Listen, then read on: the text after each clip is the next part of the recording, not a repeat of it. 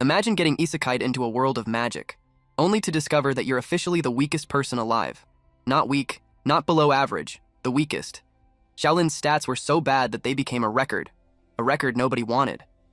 But while everyone laughed at his trash talent, they had no idea he was hiding an SS rank cheat skill, a broken ability that lets him learn over 100 times faster than everyone else.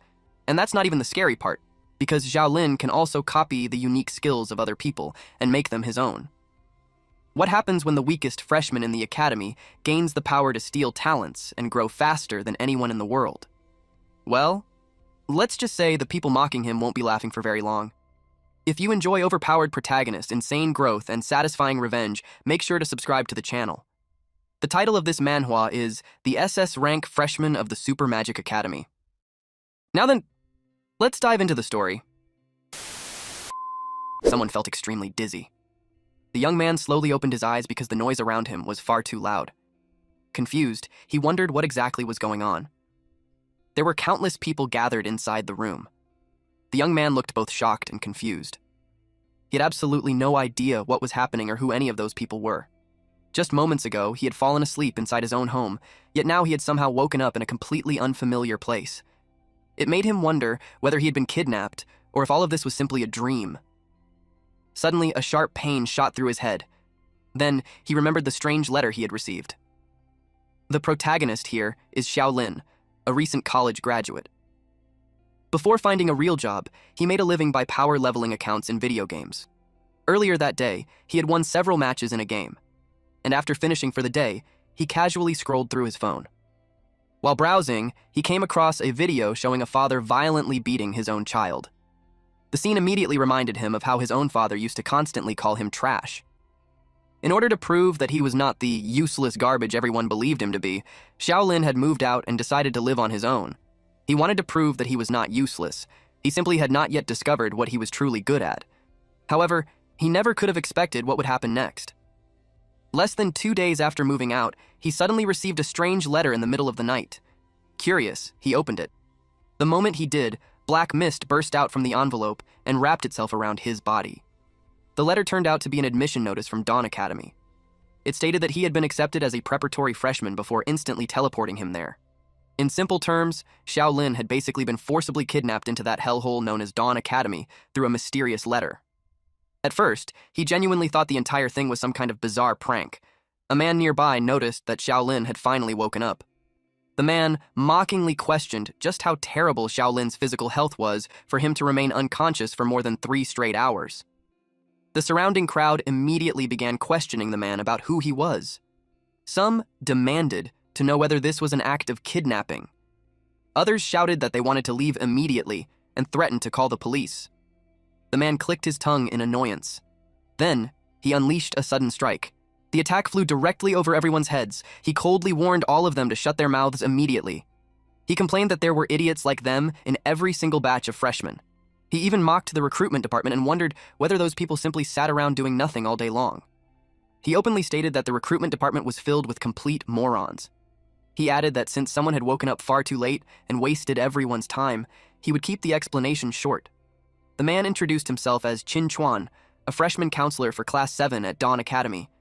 He explained that all of them were chosen ones who would undergo brutal amounts of training to constantly improve themselves and temper their strength until they finally earned the qualifications needed to enter the new world. Most of the people there immediately assumed he was insane. Chuan calmly informed them that in this place they could obtain power, wealth, authority, and even immortality itself. He ordered everyone to put away their identification documents because they would immediately begin the potential assessment. Xiaolin estimated that there were at least 200 people gathered there, making it obvious that this could not possibly be an ordinary kidnapping case. He wondered what kind of place this truly was and questioned whether he was even still on Earth anymore. The phrase "New World" sounded more like something out of an alien migration project. He also wondered whether the so-called potential assessment worked similarly to character stats in a video game. Soon afterward, a man stepped into a strange pod. A few moments later, the machine emitted a loud beep, signaling that the scan was complete. Chuan glanced at the results and coldly announced that the man's total attribute value was only 24, calling him complete trash. Then he immediately ordered the next person to step forward. A muscular-looking man stepped inside next and received 32 points, which Chuan considered somewhat decent. Chuan explained that on average, only 1 or 2 students per batch possessed data actually worth paying attention to. He swore that later on he would absolutely report the recruitment department directly to the principal and have those useless idiots reassigned to sorting garbage at the dump. He then impatiently called for the next student immediately. Xiaolin was the next person to enter the pod. However, the machine continued producing beeping sounds for far longer than normal. Xiaolin quickly noticed that his assessment was taking unusually long. Most people finished within 6 or 7 seconds, yet he had already been standing there for nearly an entire minute. Qin Chuan quietly waited. Eventually, the machine finally announced that the scan had been completed. However, Chuan suddenly stopped Xiaolin because he wanted to personally examine the results. Since the scan had taken so long, he wondered whether an actual genius had finally appeared. But the moment he saw the results, his expression instantly changed into shock. The screen displayed Xiaolin's profile, revealing that he possessed only 2 points in strength, agility, intelligence, and 3 points in constitution. That meant his total attribute value was only 9 points. The moment Chuan saw the number, he made a completely disgusted face. He muttered that ever since entering Dawn Academy, he had never once seen attribute values this pathetic. Chuan loudly declared that this was the very first time he had ever witnessed a student with single-digit stats and openly called Xiaolin a rare species of trash. Xiaolin immediately felt terrible hearing that. Deep down, he felt that nobody there had even wanted to be dragged into this place in the first place. He also thought bitterly that if they were truly so capable, then they should simply send him back home immediately. Qin Chuan looked deeply disappointed. He admitted that for a brief moment, he had thought an actual gifted student had appeared, only to have his expectations completely shattered after waiting so long. He directly called Xiaolin a complete loser. Hearing those words immediately reminded Xiaolin of all the times people had called him worthless in the past. From childhood to adulthood, no matter where Xiaolin went, people always scolded him and called him a loser. It made him furious that he still could not escape that title even after being dragged into this hellhole. Qin Chuan bluntly stated that with attributes like those, entering the test was basically suicide. He even added that giving Xiaolin an identity nameplate was a complete waste. But Xiaolin suddenly snatched the nameplate away from him. He shouted that whether he was truly a loser or not could never be decided by a single number. No matter what happened, he would still personally take the test himself. Qin Chuan scoffed and remarked that the student certainly had a stubborn mouth. He coldly decided that he would simply wait and watch reality slap Xiaolin directly in the face. He even warned him not to piss his pants in terror during the test later on. At that moment, a woman suddenly asked about the gifted students Qin Chuan had mentioned earlier. Qin Chuan explained that those people were the lucky few personally favored and fed by God himself. They were the strongest guarantees of survival in the new world and were practically destined to become powerful. Meanwhile, the rest of the class needed to focus on figuring out how to survive the entrance exam first. Another woman then asked about the unimaginable wealth and power Qin Chuan had mentioned earlier. She wanted to know what kind of price they needed to pay in exchange for those things. Qin Chuan remembered that her name was Gu Xiao Yue.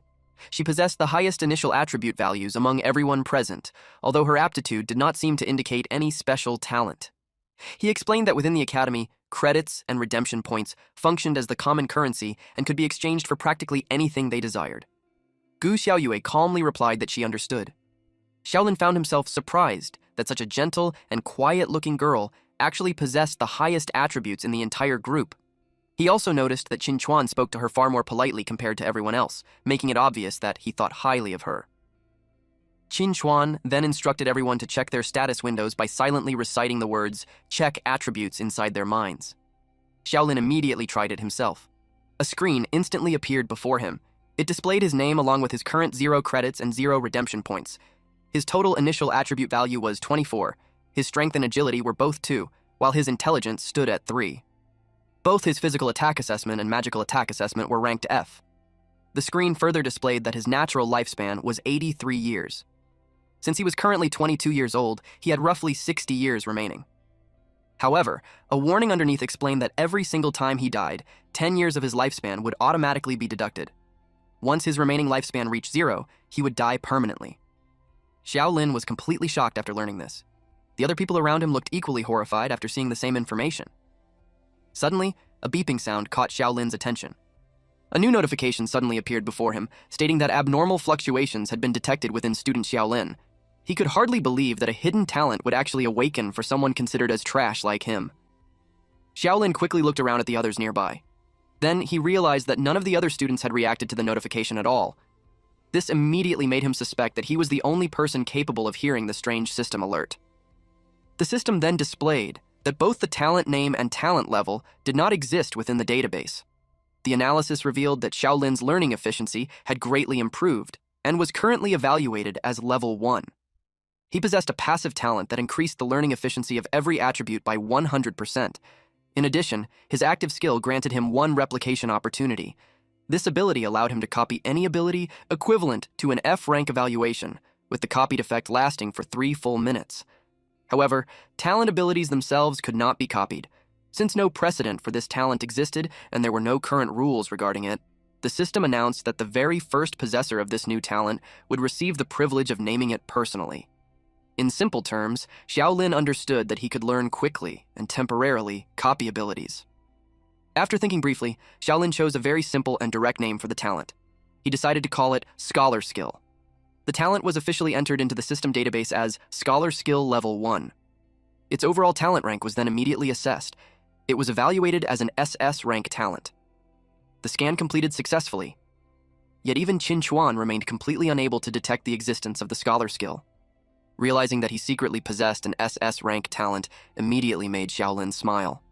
At last, he finally possessed a true trump card for survival. One student suddenly questioned what exactly the lifespan value meant. He nervously pointed out that he only had 9 years remaining. If dying once deducted 10 years, then his lifespan would instantly fall to 0. He wondered whether the system was bugged. Qin Chuan immediately smacked the student on the head and called him a complete idiot. He confirmed that the student truly only had 9 years left. If he died even once, all of his remaining lifespan would be deducted completely, resulting in immediate death. However, Chuan mocked the others for believing that this was some kind of loss, and boldly declared that they had actually hit the jackpot instead. He explained that in the outside world, ordinary people naturally lost 1 year of life every single year, and if they encountered danger and died, then they simply stayed dead forever. But inside Dawn Academy, lifespan itself was treated as a valuable resource. It functioned as currency, could be earned back through completing missions, exchanged for points, and even extended through strengthening oneself. In other words, they could actually recover the years of life they had lost. After finishing his explanation, he asked whether everyone finally understood. The student could only groan in despair. Qin Chuan continued explaining that what the Academy truly offered them was a stepping stone capable of completely changing their destinies. The Academy could provide power, knowledge, wealth, and even an extended lifespan. As long as someone possessed enough credits and exchange points, then in theory, eternal life itself was not impossible. Gu Xiaoyue then asked whether this strange law only applied within the Academy, or if it existed universally everywhere. Qin Chuan answered that once someone officially became a student of the Academy, the law would automatically take effect. Therefore, as long as they remained on Earth, that law would continue applying to them at all times. Afterward, Qin Chuan declared that all the unnecessary nonsense was over and announced that the entrance examination would begin immediately. He ordered everyone to remain exactly where they were without moving. A system announcement suddenly echoed throughout the room, stating that teleportation preparations were underway and that the countdown had officially begun. The countdown started from 3, then dropped to 2, and the moment it reached 1, every single student transformed into streaks of purple light. Then they all disappeared completely. Qin Chuan immediately complained that the current batch of freshmen did not contain even a single truly talented student, which also meant he definitely would not receive a good evaluation score this time around. He cursed his terrible luck. Suddenly, someone loudly called out to him. A man smoking a cigar casually approached Qin Chuan. The man proudly bragged that Class 3 had managed to produce 2 talented freshmen. One had awakened an A-rank talent, while another possessed a B-rank talent. Then he smugly asked how things were going on Qin Chuan's side. Qin Chuan let out a tired sigh and complained that his class only had 1 genius, whose total initial stats barely exceeded 40 points. The man questioned what the point of high stats was when talent itself mattered far more than anything else. He brought up how Eagle Country supposedly produced a double S-rank freshman the previous year.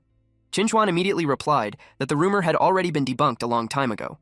The central database contained no record of any double S-rank talent at all, meaning such a thing simply did not exist in this world. He added that even a single S-rank talent was already considered unbelievably rare across the entire planet. Deep inside the goblin forest, the student suddenly arrived in front of a cave while being assaulted by a horrible smell. Everyone immediately covered their noses in disgust. A screen suddenly appeared before Xiaolin. The notification informed him that the entrance examination had officially begun.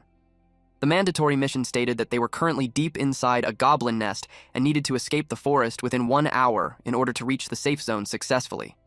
There were also 2 optional missions. The first required them to kill 5 goblins, while the second required them to defeat the Goblin King himself. Completing the mandatory mission would reward them with 10 credits and 100 exchange points. Completing optional mission 1 would grant an additional 10 credits, along with 200 exchange points. Meanwhile, clearing optional mission 2 would reward them with another 20 credits and 500 exchange points. At the same time, Xiaolin also received a pre-student exclusive gift pack. The gift pack contained 1 random weapon. Another system notification informed everyone that there would be no death penalty during the entrance test. The students immediately erupted into cheers after learning that their lifespan would not be deducted even if they died. Xiaolin obtained a novice staff +1. Its magical attack rating was ranked F. The attached skill was called Energy Ball, which consumed mental power every time it was used. At the same time, he also unlocked the skill Basic Wand Mastery. Its current level was level 1, with 0 out of 100 experience points. Seeing experience points and weapon skills immediately reminded Xiaolin of the games he often played. Since that was the case, he decided to test the staff himself. Then, he unleashed an attack. The spell slammed into the wall and created a noticeable dent. The system immediately notified him that he had gained +2 experience points for Basic Wand Mastery. The skill remained at level 1, but the progress had now increased to 2 out of 100 points. Xiaolin instantly realized that he had been correct. Using weapons really did increase mastery experience. On top of that, he possessed the passive effect of the SS rank Scholar talent. Because of this, his skill leveling speed would become twice as fast as everyone else's. However, he suddenly felt a sharp pain inside his head. Xiaolin quickly realized that his stats were simply too low. His mana bar was incredibly short, meaning he could not continuously cast magic many times in succession. Soon afterward, another warning appeared, stating that his current mana was insufficient and that he was temporarily unable to cast Energy Ball again. Meanwhile, another student excitedly shouted that he had unlocked Basic Heavy Sword Mastery, and that each successful swing granted 1 experience point. Xiaolin already understood that using a corresponding weapon would automatically unlock its related mastery skill. Based on that logic, if they casually practiced their weapons for a while, they could technically remain there and grind levels before completing the mission. However, wildly swinging weapons around endlessly was not actually useful. A certain combat standard still needed to be met before attacks granted experience points, and the stamina consumption from repeatedly attacking was enormous. The strict mission time limit clearly existed to prevent students from staying in one place and endlessly farming mastery experience. After thinking it through, Xiaolin concluded that switching to a physical weapon would likely maximize the advantage provided by his rapid leveling talent. At that moment, Gu Xiaoyue suddenly approached him and asked whether he wanted to switch weapons. Gu Xiaoyue admitted that although she had never really played games before, she still understood that magic-like abilities usually came with some sort of cost.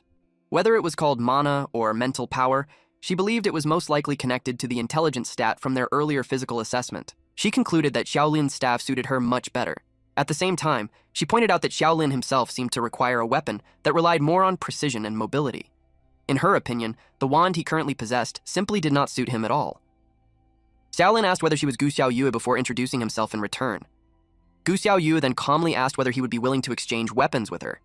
Xiaolin agreed, although he warned her that the wand required a certain degree of accuracy and careful aim in order to properly use its attacks.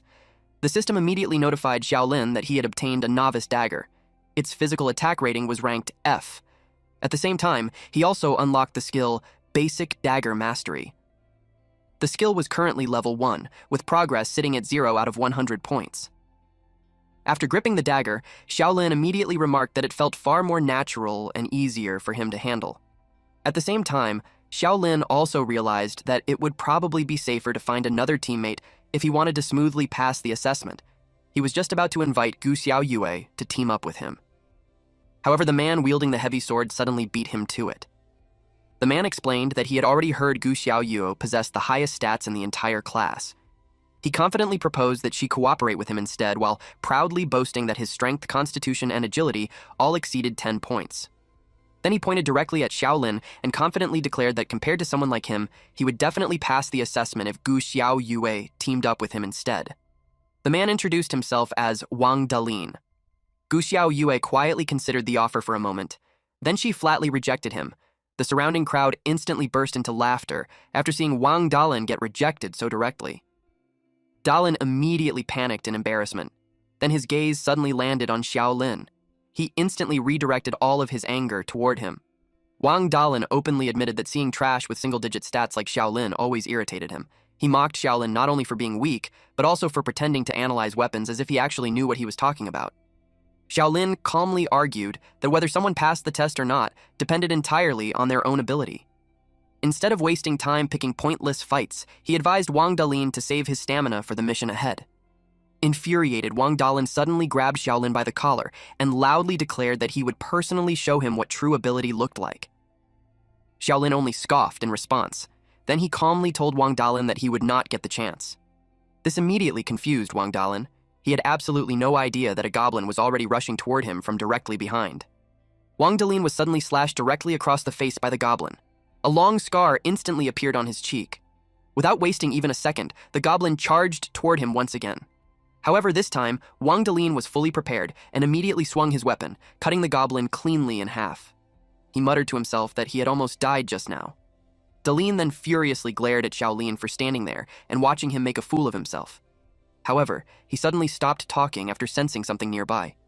More goblins had arrived. The sight instantly caused the students to scream loudly in terror. One frightened woman wildly swung her sword around while screaming at the goblins to stay away from her. Meanwhile, another man was instantly taken down after a goblin scratched him across the chest. At that moment, Xiaolin finally realized that everything happening around him was completely real. He could smell the air, feel the pain, and even sense every object he touched. Aside from the scenery appearing somewhat virtual, every other sensation felt completely real. Xiaolin silently admitted that he had been far too naive earlier because this situation was absolutely nothing like playing video games. Ordinary people with zero combat experience were simply waiting to be slaughtered, even if they were carrying weapons.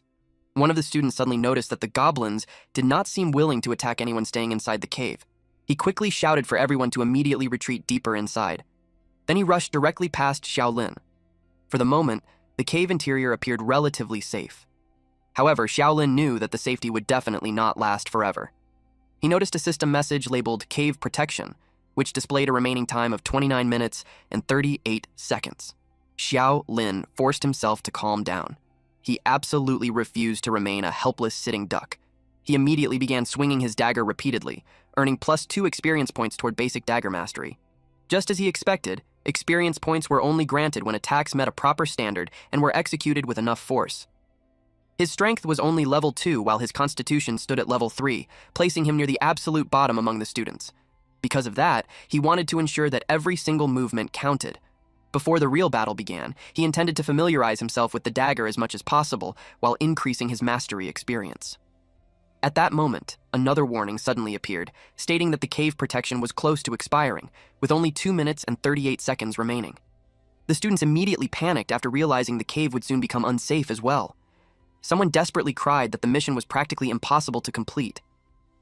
Another student complained that ranged weapons were nearly useless because they could barely hit anything, especially when the goblins moved so quickly. Meanwhile, Gu Xiaoyue quietly remained seated against the wall while silently observing everything around her. She eventually noticed that Xiaolin was still continuously swinging his dagger. At this point, Xiaolin already looked visibly exhausted. Gu Xiaoyue calmly told him that what he was doing was basically meaningless. According to her calculations, raising a weapon mastery skill to level 2 normally required around 1 full hour of training. Since the mission had a strict time limit, there simply was not enough time for shortcuts like that. Xiaolin immediately realized just how intelligent she truly was. Deep down, he actually agreed with her analysis completely. However, because of the bonus effect from Scholar Skill, Xiaolin's basic dagger mastery had already reached 98 out of 100 experience points. He was only 2 points away from reaching level 2. Xiaolin thanked her for the reminder and casually claimed that he's only trying to get used to the weapon.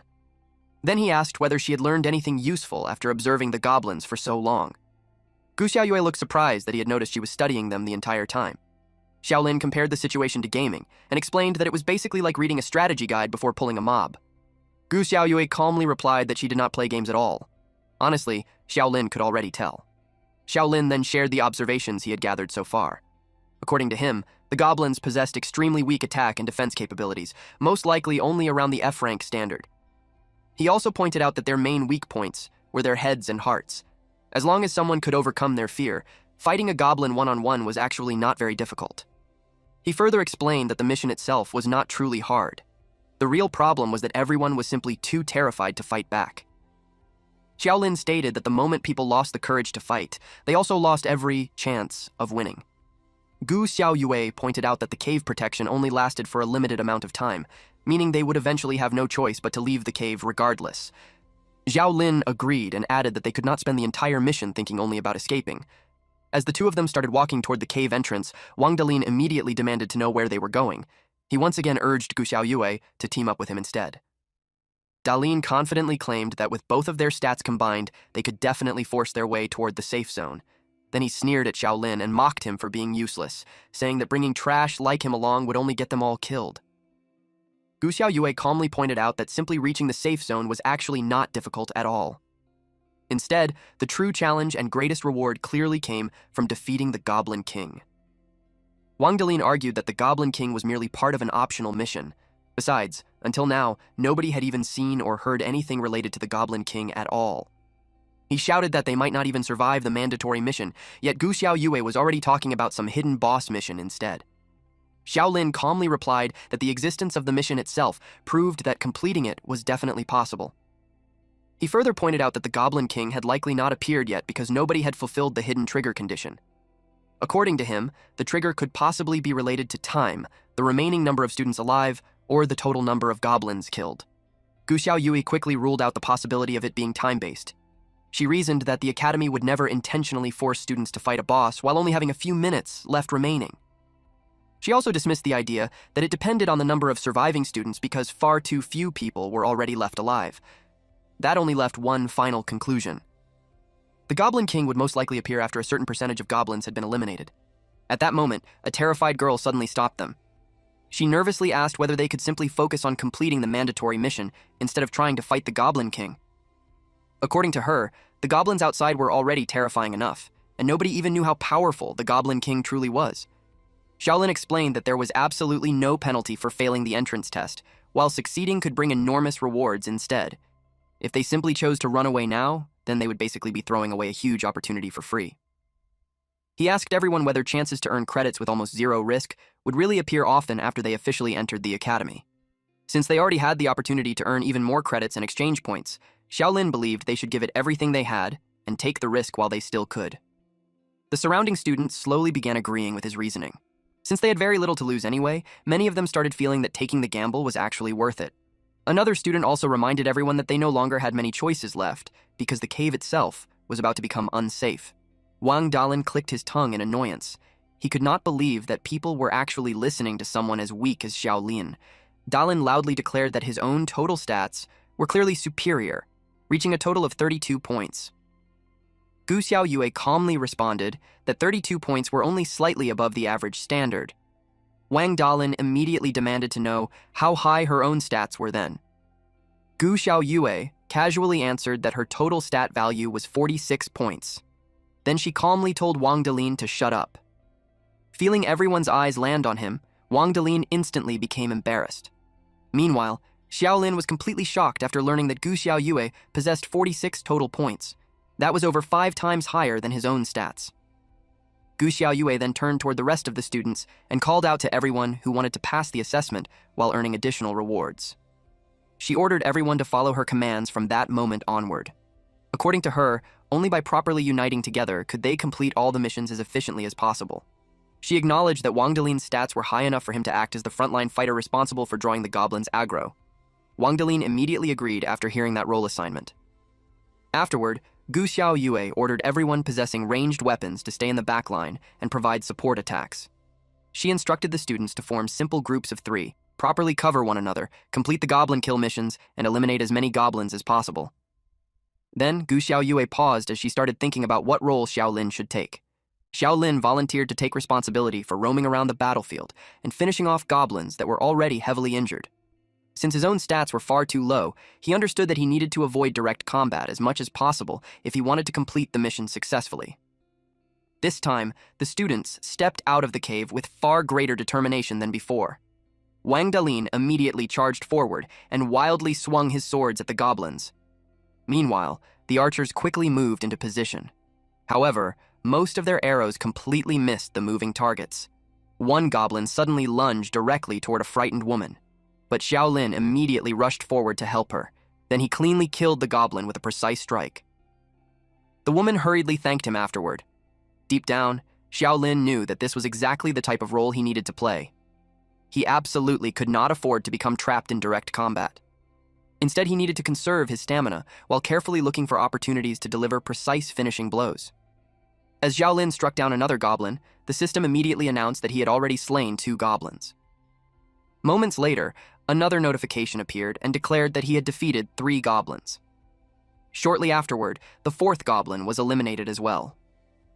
One of the nearby students eventually noticed that Xiaolin always attacked at the exact moment the monsters became weakest.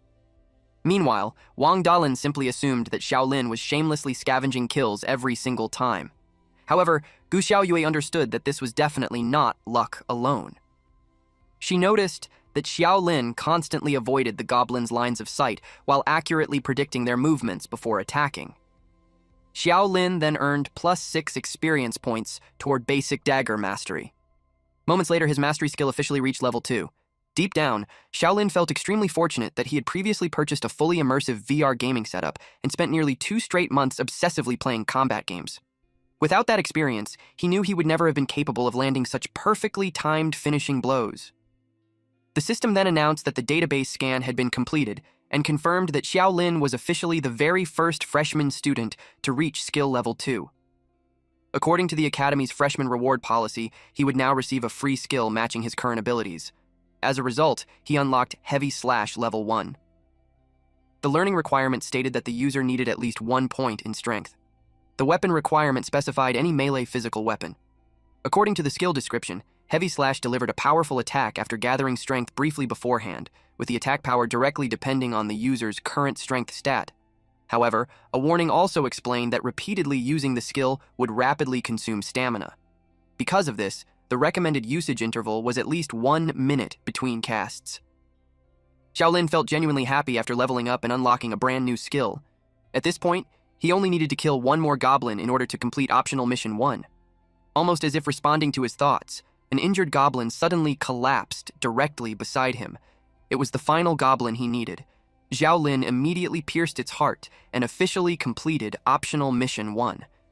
He finally let out a relieved sigh. Suddenly, all the surrounding goblins began disappearing. Wang Dalin immediately asked what was happening. Then everyone suddenly heard a system announcement stating that the goblin population had been reduced by 1/3. The hidden conditions had officially been fulfilled, and the boss battle would now begin. The Goblin King finally appeared. The creature looked gigantic and terrifying, especially with its 2 massive sharp horns and rows of razor-like teeth. The Goblin King suddenly inhaled deeply. Then it unleashed a deafening roar. The terrifying sound waves instantly assaulted the students, making it feel as though their eardrums were about to burst apart.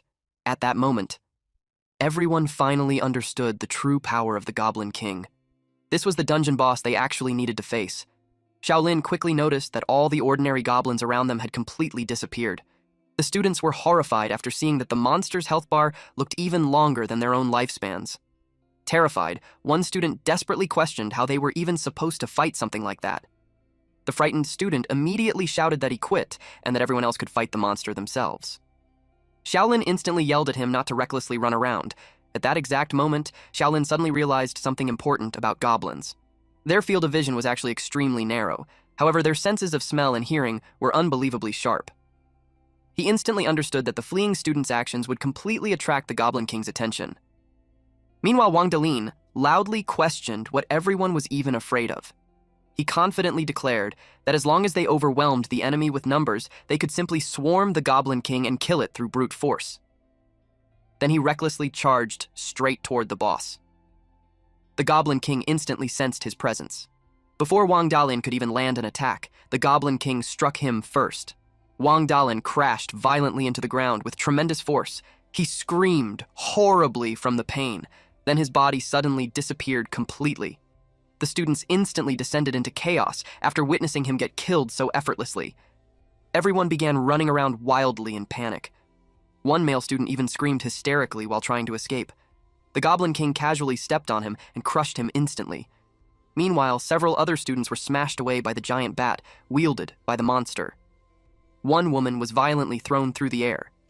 She crashed heavily against the ground and immediately became unable to stand back up. The Goblin King then raised its foot, preparing to crush her as well. However, a magical attack suddenly struck the monster. Its health bar finally dropped slightly.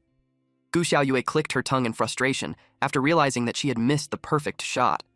She quickly observed that attacks landing on the goblin's limbs only dealt half damage, therefore they absolutely needed to target the vital points instead. According to Gu Xiaoyu's original strategy, the melee fighters were supposed to hold the Goblin King in place, while the ranged attackers continuously dealt damage safely from behind. As long as everyone properly cooperated, she believed they should have been capable of defeating the boss before running out of mental power. But now, their entire formation had completely collapsed. At that moment, Gu Xiaoyue suddenly realized something.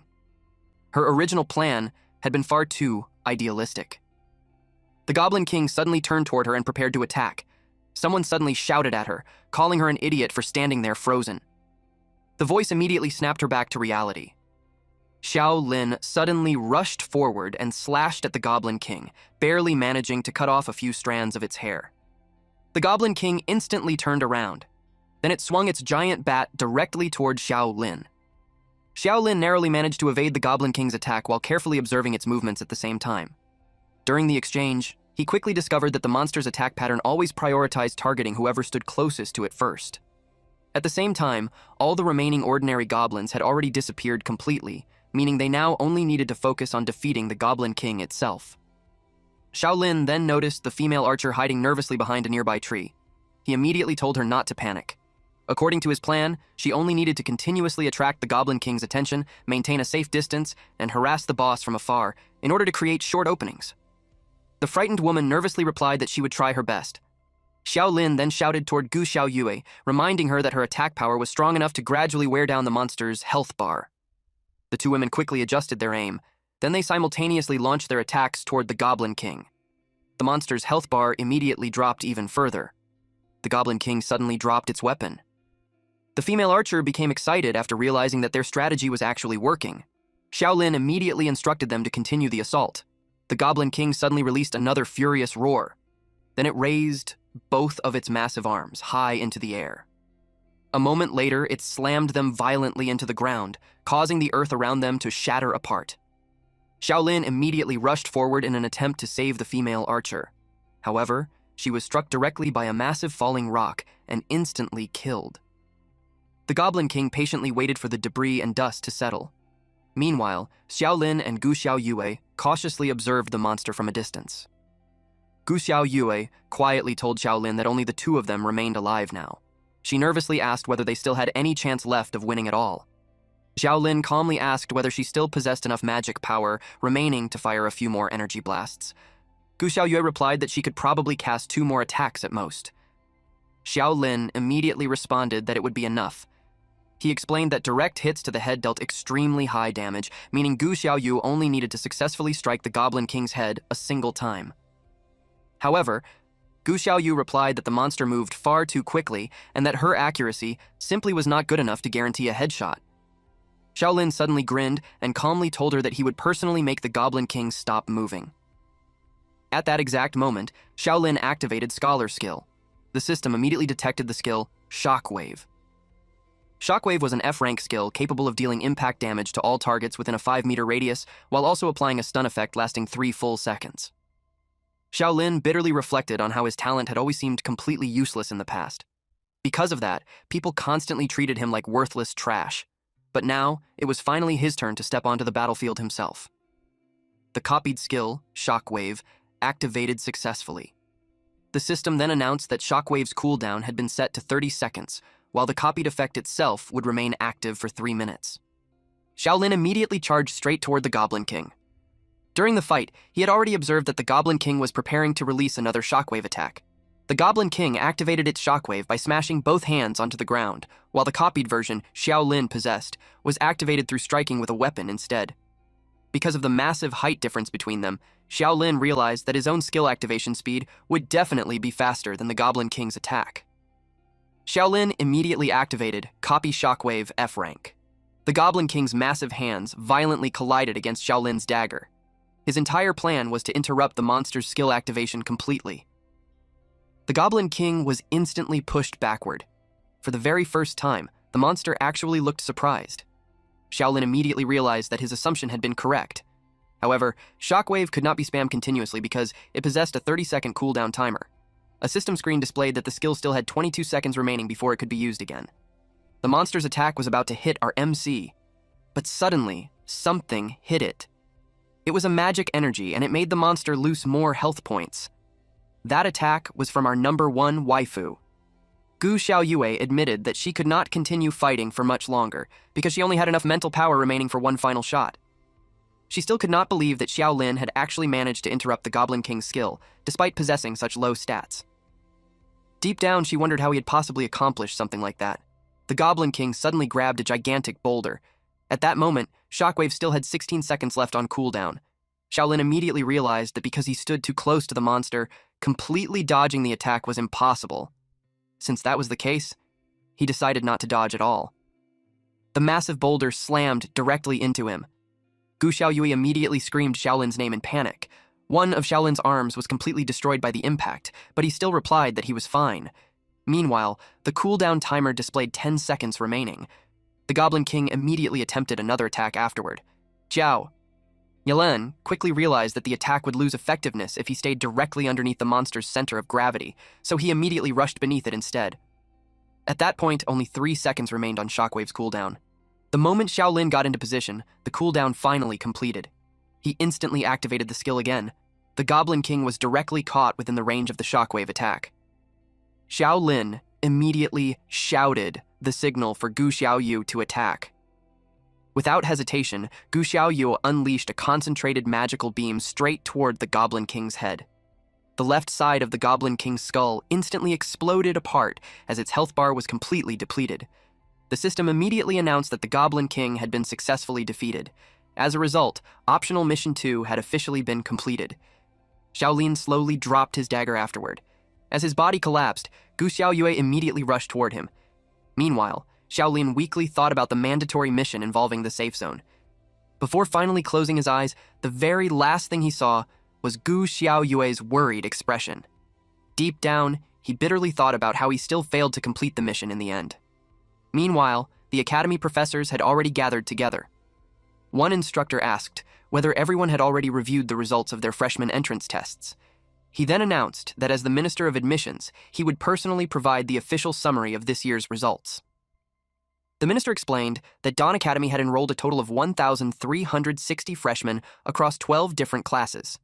He then revealed the overall entrance examination evaluations. A total of 250 students received Rank D evaluations, 200 students achieved Rank C, 83 students earned Rank B, and 52 students managed to obtain Rank A. Then he revealed the most shocking result of all. Only 15 students across the entire academy had managed to obtain an S rank evaluation. The instructors were immediately surprised because obtaining an S rank required students to complete all 3 missions while surviving the examination itself. Another instructor questioned whether this year's freshman batch was simply unusually monstrous and packed with talented students. One instructor proudly declared that his class had already produced 2 talented students. Meanwhile, a blonde-haired woman smugly added that her own class also produced 2 talented students, although both only achieved B rank evaluations. The minister confirmed that among all the freshmen this year, there were exactly 13 officially recognized talented students. According to him, this was the highest quality freshman batch Dawn Academy had seen in the last 10 years.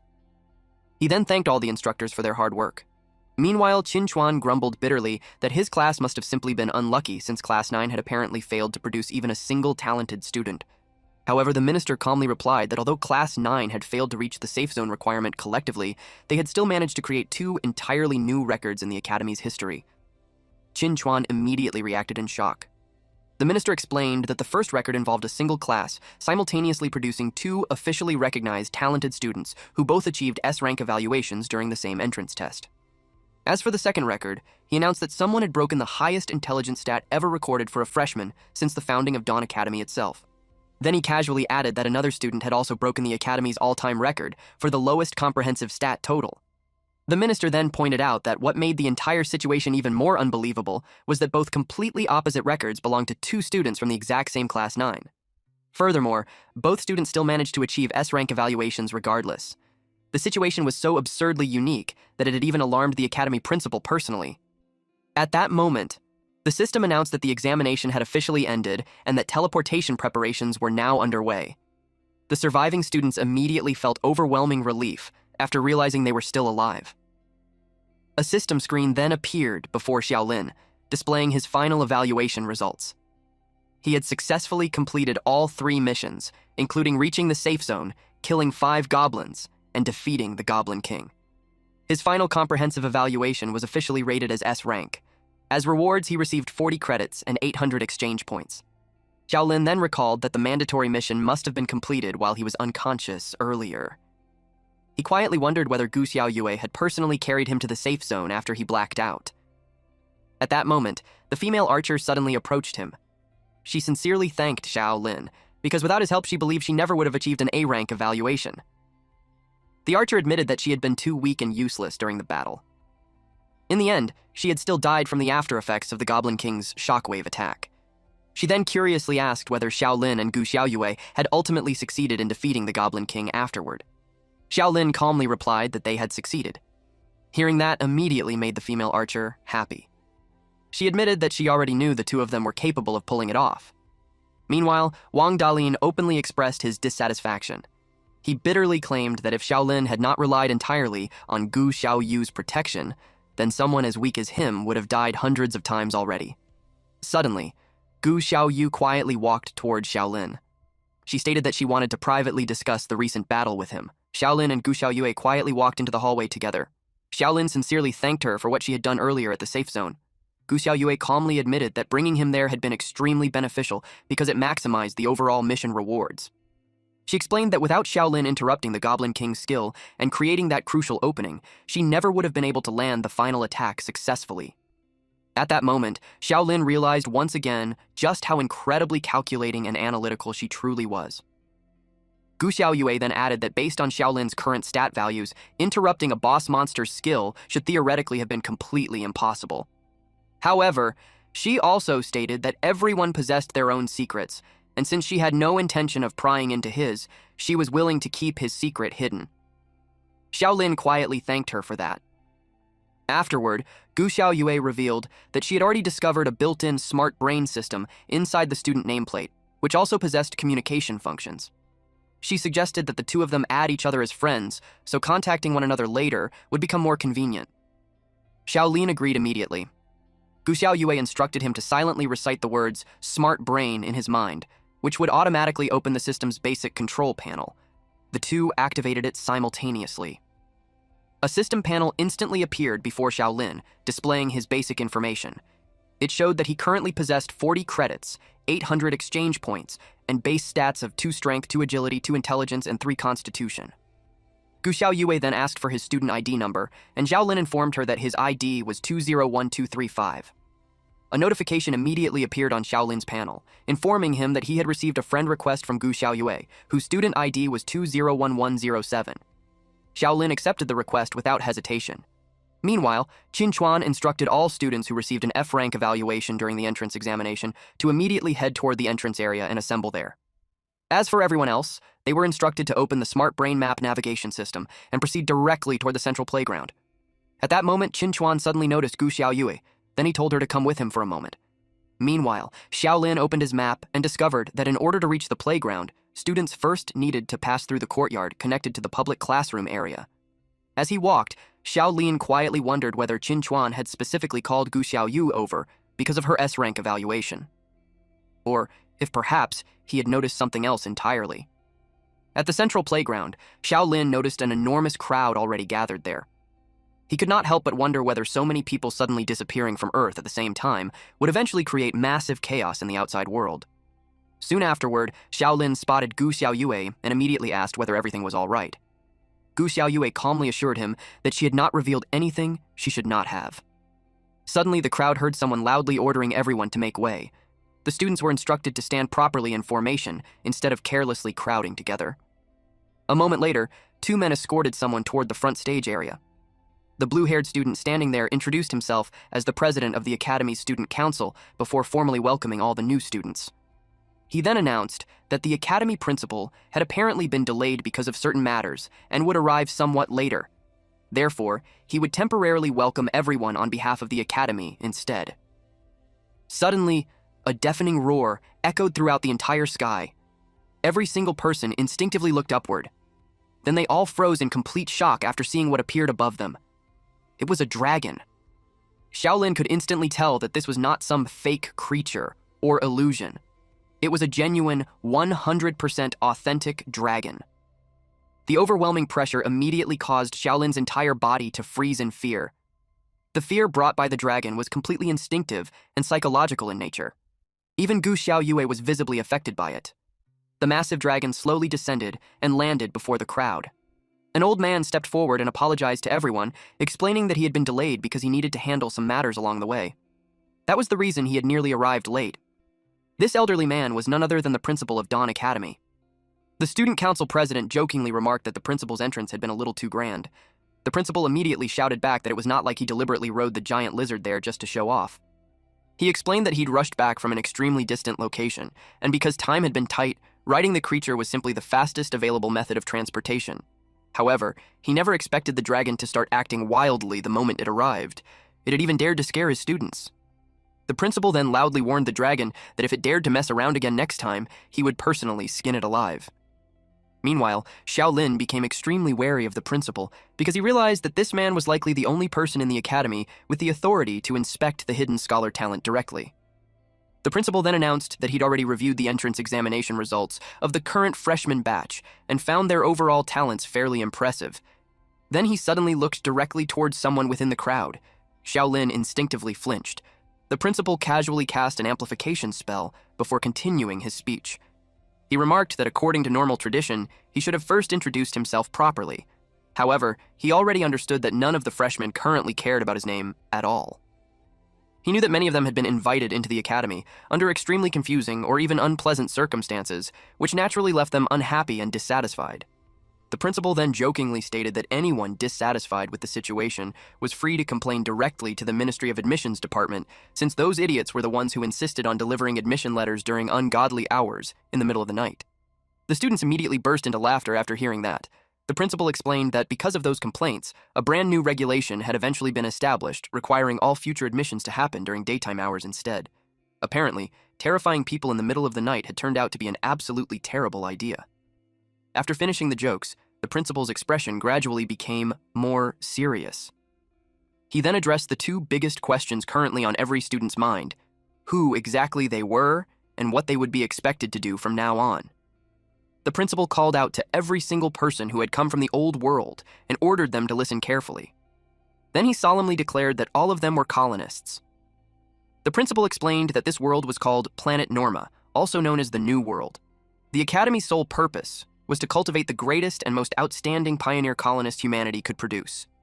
He added that Norma was the new world they would eventually enter, fight for, and conquer. It was also destined to become humanity's future territory. The principal declared that the ordinary, step-by-step lives they once knew had already ended the very moment they opened their admission letters. From that day onward, some among them would eventually rise to become great generals capable of commanding massive armies while conquering and expanding territories. Perhaps among them, there would also emerge powerful Grand Magisters who would dedicate themselves to uncovering the truth of the world while wielding the very laws of nature itself. The principal further proclaimed that some students would eventually become rulers and leaders responsible for creating the laws governing the new world itself. He loudly declared that strength, knowledge, authority, power, and even eternal life all awaited them in the future. Then he boldly announced that every treasure hidden within the new world would eventually open its doors to them as well. Afterward, the principal suddenly announced the implementation of a brand new academy rule. He explained that according to the old regulations, freshman students had always been strictly forbidden from setting foot inside the new world. However, beginning with their current batch, the top 3 students from every first-term comprehensive examination would receive the qualification to enter the new world early. The student council president immediately warned the principal that the matter directly concerned the safety of the freshmen and advised him to reconsider the decision carefully. The principal immediately glared directly at him. The student council president instantly admitted that he had misspoken. The principal then casually declared that the meeting was officially adjourned. Meanwhile, Xiaolin quietly noticed that the student council president's reaction earlier had been strangely extreme, making him wonder whether the newly announced rule contained some sort of hidden danger or problem. However, after thinking briefly, Xiaolin decided that his highest priority for now was simply fully utilizing every academy resource available in order to strengthen himself as quickly as possible. At that exact moment, someone suddenly called out to him. It was Qin Chuan. Xiaolin immediately asked what he needed from him. Qin Chuan explained that according to academy rules, the student with the highest performance during the entrance examination would automatically become the class monitor. However, since Gu Xiaoyue had unexpectedly rejected the position, Xiaolin became confused. Qin Chuan then bluntly declared that the role now automatically defaulted to him instead. He explained that becoming class monitor came with extra credits, increased resource quotas, and several special academy privileges. He emphasized that benefits like those could easily become life-saving opportunities for someone ranked dead last like Xiaolin. Qin Chuan further added that the class monitor position would be officially re-elected after the first comprehensive examination 3 months later. By then, Xiaolin might never receive another opportunity like this again, even if he wanted it. At that moment, a system notification suddenly appeared before Xiaolin, informing him that he had officially been appointed as the acting class monitor of freshman year class 7. Qin Chuan then told him that the smart brain system would automatically send over the class monitor manual and instructed Xiaolin to simply read through it himself later. Meanwhile, Xiaolin quietly wondered exactly what kind of privileges came with the position. At the student dormitory, a woman lazily explained that the dormitory doors would automatically lock at 7 p.m. and reopen again at 6 a.m. every morning. She added that credits would be deducted from any student who stayed outside all night before asking whether he understood the rules. However, her bored attitude instantly changed after she suddenly noticed something. The woman immediately became excited after learning that Xiaolin was the class monitor from the academy's newest batch of freshmen. She enthusiastically told him that he was incredible. Xiaolin awkwardly explained that he was only the acting class monitor and that he had basically been forced into accepting the position. The woman immediately told him not to be so modest because anyone capable of becoming class monitor definitely could not be an ordinary student. The senior female student then personally guided him so he could collect his room key and academy supplies. Xiaolin quietly noticed the dramatic change in her attitude. She handed him a school uniform before explaining that the academy uniforms were divided according to grade colors. Sophomore students wore blue uniforms, while freshman students wore green. Afterward, she personally led Xiaolin toward his dormitory room. To his surprise, it was actually an exclusive single room reserved specifically for the acting class monitor position, while ordinary freshman students were only assigned double rooms. The senior student reminded Xiaolin never to lose his identity nameplate because it was required for dormitory access, purchases, class sign-ins, and various academy functions.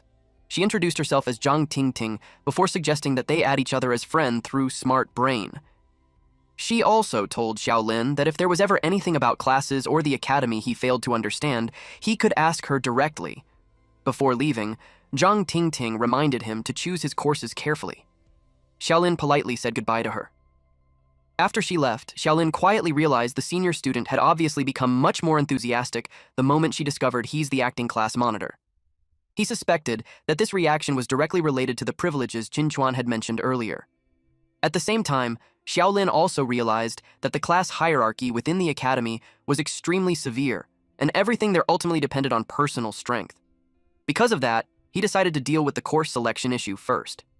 He quickly opened the course selection panel. The interface listed all available courses. The basic combat courses included basic swordsmanship, basic sabermanship, basic boxing, basic archery, and basic meditation. Meanwhile, the secondary stat courses included basic taijutsu, basic perception, basic balance, basic focus, basic resilience, basic movement, basic parry, and basic dodge. The compulsory courses included general history of the Norma world, Norma lingua franca, and Norma geography. Xiaolin immediately felt overwhelmed after seeing the enormous list of options. Xiaolin carefully read through the rules and learned that all compulsory courses had to be taken without exception. In addition, each student also needed to select one primary combat course along with 3 secondary stat courses. He forced himself to calm down because despite the large number of available classes, he still possessed the scholar talent. At the moment, his biggest weakness was his terrible stats, meaning he needed to improve them as quickly as possible. The passive double learning efficiency provided by scholar talent was an unbelievable advantage that he absolutely could not afford to waste. After carefully considering everything, Shaolin decided to choose magic swordsmanship as his primary combat course because it was relatively easy to learn while also being highly versatile. At the same time, he believed that basic taijutsu would improve his survivability, while basic meditation could strengthen his mental power and concentration. In the end, Shaolin finalized his selected courses as Basic Swordsmanship, Basic Taijutsu, Basic Movement, Basic Meditation, General History of the Norma World, Norma Geography, and Norma Lingua Franca. He carefully planned his choices because he fully understood that in this world, everything ultimately revolved around strength. The next day, inside the Basic Swordsmanship training grounds, the sound of repeated strikes continuously echoed throughout the room. The person training there was Shaolin. He repeatedly struck a wooden practice pole while steadily earning proficiency points for basic swordsmanship. Through training, Shaolin realized that just like daggers, the true power behind a longsword slash originated from the waist rather than the wrist itself. At the same time, the passive effect of scholar talent remained active, continuously increasing his learning efficiency by 100%. Shaolin believed that as long as he fully grasped the key principles behind swordsmanship, his attack movements could become even faster and more efficient. Suddenly, a system notification appeared and announced that basic swordsmanship had leveled up. His current basic swordsmanship skill had now officially reached level 3, with 12 out of 1,000 proficiency points completed toward the next level. At the same time, his strength stat also increased from 2 to 3. Shaolin quickly realized that raising the skill from level 1 to level 2 had only taken him around 30 minutes, while progressing from level 2 to level 3 required approximately 1 hour. Even so, his overall training speed was still twice as fast compared to ordinary students. At that moment, Shaolin fully concluded that increasing skill proficiency directly drove the growth of his basic stats. This confirmed that his earlier line of thinking had been completely correct. However, after training non-stop, Shaolin finally collapsed onto the ground while muttering that his arms felt like they were about to fall off entirely. At that moment, someone nearby coldly remarked that the foundation of this year's freshman was even worse than she had originally imagined. She could not believe students that week actually dared to choose her swordsmanship course. The instructor then loudly warned the entire class that anyone whose basic swordsmanship proficiency failed to reach level 3 should completely forget about ever completing the course successfully. A system panel identified her as Chung Na, a third-year student serving as the substitute instructor for basic swordsmanship. The students immediately cried out in despair while responding yes to her warning. One student miserably wailed that if he had known the class would be this brutal earlier, he never would have selected swordsmanship at all because the instructor was basically a devil. Another student complained that upgrading basic swordsmanship from level 1 to level 2 already required non-stop practice for 3 or 4 straight hours. She simply could not understand how the academy expected them to progress further when they were not even superhuman. At that moment, Shaolin suddenly approached Chung Na directly. Then he calmly informed her that his basic swordsmanship had already reached the required level 3 proficiency. After checking the schedule within the course selection system, he realized that his next class, Basic Meditation, was about to begin soon. Therefore, he politely asked whether he could leave the training grounds early. Chung Na immediately glared directly at him. She openly doubted whether he was telling the truth at all. According to her, it was only the very first day of class, yet Shaolin was already trying to skip out early. Shaolin himself could hardly believe how intense her reaction was. Na called out Lin's name and mockingly referred to him as the lucky guy with single-digit stats who had leached off his teammates to earn an S-rank evaluation in the exam. She coldly remarked that if he wanted to skip class, he should at least come up with a more believable excuse. Deep down, she felt offended. He was acting as if it were her first day teaching freshmen. Lin replied that the data panel could prove it, and if she did not believe him, she could check it herself. Chung Na scoffed. Suddenly, a warning panel appeared, announcing that she had activated high-level teaching permissions. A training simulation arena was about to open, and the students were told to prepare themselves. The ground trembled and Lin was caught off guard. She suggested that instead of staring at boring data, it was better to see actual combat firsthand. The system welcomed them to the all-system combat simulation arena. Na explained that this was a place where the Academy had stripped away some of the underlying laws of the Norma world. She revealed that the Academy had spent astronomical resources to create the ultimate training space. She then assured Lin that he would not truly die inside it. However, she warned him that every sensation he experienced in the arena would feel completely real. Opening the simulation arena required a massive amount of exchange points, and she had paid a heavy price to activate it. She told Lin that since he claimed his basic swordsmanship had already reached level 3, he should prove it through actual combat. She explained that the strength of the skeleton soldiers was equal to the goblins from the novice exam. As long as Lin could clear the dungeon, she would allow him to leave class early. She would even grant him the privilege of leaving class early in the future as well. A system notification announced that the undead dungeon had been opened. Lin had to clear it either by surviving for 40 minutes or by killing 20 skeleton soldiers. Lin could not believe that, just to verify a freshman's level, she had opened this kind of dungeon. It made him think she was a complete maniac. Lin drew his fine iron dagger. He considered 2 ways to clear the challenge, either stall for time or kill. He charged at an undead skeleton and threw it off balance. Then he drove his dagger into its skull. 1 out of 20 skeleton soldiers had been slain. By targeting the skeleton soldier's weak points, he only needed 2 strikes to bring one down. That meant killing 20 skeleton soldiers would require 40 strikes in total. Chung-Na could not believe he had actually charged in.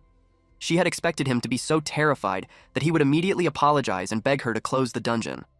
Instead, she noticed that his footwork, force generation, and slashing angles were all surprisingly solid. On top of that, his movements were clean, and his judgment during combat was remarkably accurate. She admitted that he was far better than those idiots who only knew how to swing their weapons wildly. But the downside was that his basic stats were simply too low. She realized that Lin might have enrolled in both swordsmanship and meditation at the same time because he wanted to improve his stats. By that point, Lin had already completed 13 solo kills. That alone was a miracle. He still had 28 minutes remaining. Suddenly, he was struck from behind. Deep down, she wanted him to face reality. She hoped he would simply listen obediently. Lin activated Heavy Slash. In a single strike, he cut down 3 undead skeletons. Na's jaw dropped. She wondered where he had learned a skill like that. Lin continued, cutting through the undead skeletons, eventually bringing down 19 of them. Then, he stabbed the last skeleton soldier. The total number slain had reached 20 out of 20. After that, he began breathing heavily. He informed Na that he had completed her requirement. Then he fainted. Na wondered what was wrong with him. For a freshman to receive both an S rank and an A rank evaluation in the entrance exam, she believed it could not have been pure luck. At the student council office, a green-haired female student reported to the president that the files of all freshmen who had received S rank and A rank evaluations in the entrance exam had already been sorted out. The president told her that she had done well and instructed her to leave the files there. However, she suggested taking a look at one particular schedule. He asked what the issue was. She explained that one freshman's course selection was extremely bizarre. She pointed out that a freshman named Xiaolin had selected every available course. The president could hardly believe it. At Dawn Academy Infirmary at 12:04 p.m., Na insisted that it was not as if she had intentionally pushed Lin to that state. She had no idea that the student council president needed Lin, since her only focus had been teaching her class. He pointed out that it was not the first time she had treated a freshman like that. She asked whether he had a problem with her teaching methods. He clarified that he was only saying there was no need for her to be so extreme. She argued that it was precisely because they were freshmen that she had to be stricter with them. In her view, showing mercy now would only hurt them later. He did not respond. She turned away. Suddenly, Lin let out a groan. The student council president sighed in relief. He was finally awake. Lin asked if he was in the infirmary. The president confirmed it and explained that the academy's infirmary was fully equipped. He explained that, unlike a normal dungeon, most people did not leave the holographic simulation arena in good condition. Lin had simply pushed himself too far and collapsed from stamina exhaustion. He then asked how he was feeling. Lin replied that he felt much better, although his muscles were still a little sore. The president looked relieved and assured him that he would recover completely after some rest. After that, he got straight to the point. He asked Na to leave because he needed to speak with Lin alone. She immediately demanded to know why she had to leave. That only made her even angrier. So she stormed out. But before leaving, she called Lin a brat. Then she declared that she was not the type of person to go back on her word. Since he had completed the challenge, he officially had permission to leave class early. She also warned him that trying to cultivate both magic and martial arts at the same time rarely ended well. If he insisted on doing it, he would be completely on his own. With that, She slammed the door behind her. Lin smiled, thinking that she did not seem like the female T-Rex everyone made her out to be. The president cleared his throat and suggested they get down to business. He asked Lin whether he had not read the freshman handbook, which clearly explained the dangers of taking too many courses at once. He then explained that swordsmanship, movement, and taijutsu all belong to the physical system, while meditation, spells, perception, and similar disciplines belong to the magic system. The two systems followed entirely different growth paths. He added that dual cultivation of magic and martial arts had advantages during the freshman stage because it allowed students to handle a wider variety of combat situations.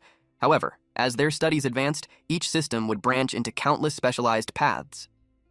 By their sophomore or junior year, students pursuing dual cultivation would need to invest 3 times, or even 6 to 7 times, more time and effort than everyone else.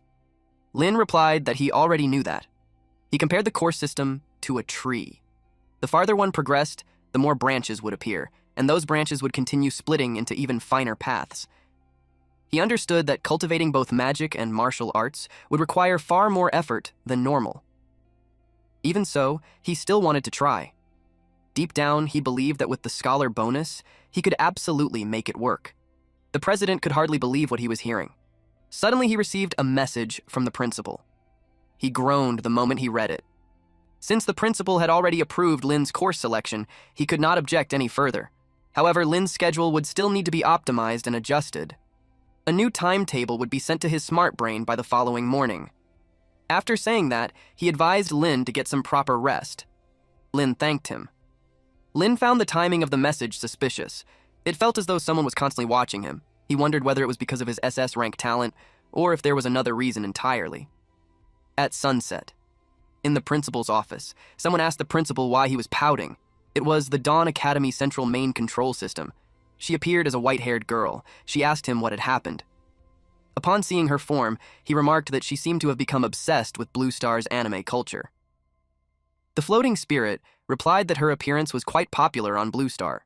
She even suggested that it could help attract new freshmen to the academy. The principal reminded her that she was the academy's central smart brain, and that only a very small number of people possessed the authority to contact her directly. She complained that the principal was already over 100 years old, yet remained unbelievably boring. She remarked that this batch of freshmen was actually quite impressive, so she could not understand why the principal seemed dissatisfied. She pointed out that there was even a student with a double SS rank talent. He explained that the combined stats of a normal person generally totaled around 10 points. The academy's admission standard required a total stat value above 20 points. As for Xiaolin, he only had 9 points, making him an exceptionally ordinary person by comparison. She asked what was wrong with that. He explained that talents could only be tested after enrollment. In other words, it should have been completely impossible for Lin to receive an admission letter in the first place. She suggested that the admissions department might have simply made a mistake and accidentally discovered a genius through sheer luck. But the principal believed that this was exactly where the real problem began. When he had recently accessed the records, there was absolutely no admission record for Lin. The current enrollment consisted of a total of 1,360 students. However, the system reported that only 1,359 admission letters with valid records existed in the central database. Since the founding of Dawn Academy, something like this had never happened before. Because of that, the principal pointed out that the Academy's main control program should know exactly what was going on. She confirmed that there was no mistake. A total of 1,360 admission letters had indeed been issued to that year's freshmen. The principal then requested that the system pull up Xiaolin's admission letter for inspection. She would have loved to cooperate, but he did not actually possess the authority required to view that admission letter. The principal was stunned. He found it hard to believe that it was only an admission letter, yet even he, the principal, lacked the authority to access it. She confirmed that was the case and admitted that she was just as surprised. His brows furrowed. In the end, he could only let out a defeated sigh and decide to drop the matter. He then instructed the system to use the highest level of authority available to him to back up and encrypt all freshman admission letters from that year, except for those protected by special permissions. He expected that would not be a problem. She replied that it would not. She then told him to wait while she began the encryption process. The central main control system reported that all 1,359 operable admission letters issued to that year's freshmen had been successfully encrypted. Only the principal and individuals with higher authority could view or modify them. As for the one remaining file protected by special permissions, it had been encrypted while maintaining its original maximum level protection status. She asked whether he truly did not want to know who the owner of the missing admission letter was. He replied that he did not. He then revealed that he would be returning to the new world tomorrow. After he left, he did not want too many unrelated people interfering with that child's growth. He entrusted the academy's affairs to her and asked her to take extra care of the child. The next day, at the cafeteria, Ting was surprised to learn that it was Lin who had fainted after just one class yesterday and had even alarmed the student council president. Lin realized that the news had probably already spread throughout the academy. She told him to consider himself unlucky, remarking that Senior Chung Na was notoriously terrifying. Lin agreed that she was intimidating. Curious, he then asked whether only teachers had the authority to open the holographic simulation arena. She replied that they did not, and asked if he had not checked the class monitor permissions. She explained that class monitor permissions included, but were not limited to, viewing the basic information of class members, managing class groups, and approving holographic simulation arena usage applications submitted by students in their class. She added that class monitors could also directly submit simulation arena usage applications without needing anyone else's approval. She then instructed Lin to open the special tab and submit an application through it. She pointed out the application option under the special tab. All he had to do was apply for student mode access to the holographic simulation arena. Once the Academy's smart brain approved the request, he would be granted permission to enter. Lin thanked her and said that he had already found the option. However, she warned him that, as a freshman, his application would most likely be rejected. She nearly choked on her drink when he informed her that it had already been approved. She was stunned that Lin's application had received instant approval. When other students applied, they often had to wait 3 full weeks, and no one had ever received such special treatment. She then explained that the holographic simulation arena was generally only available to sophomores after waiting 3 weeks for approval. To gain access, students usually had to spend at least 500 exchange points and successfully clear the arena. If they failed, all of the exchange points spent on the application would be forfeited. Lin reflected that he only had 800 exchange points at the moment and could not afford to fail even once. However, he remembered that the top 3 students in the comprehensive exam would earn the qualification to enter the new world early. Chuan had also mentioned that the class monitor position would be re-elected after the comprehensive exam. When that time came, Lin might not get another opportunity to hold the position even if he wanted to. Then there was Wang Delin, who still wanted revenge.